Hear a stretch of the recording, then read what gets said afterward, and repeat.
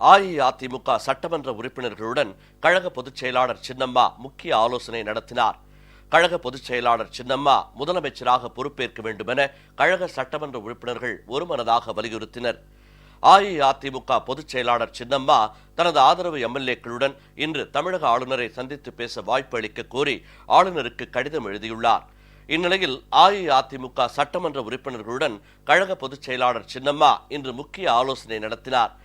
இதில் சட்டமன்ற உறுப்பினர்கள், அமைச்சர்கள், கழக மூத்த நிர்வாகிகள் உள்ளிட்டோர் கலந்து கொண்டனர்.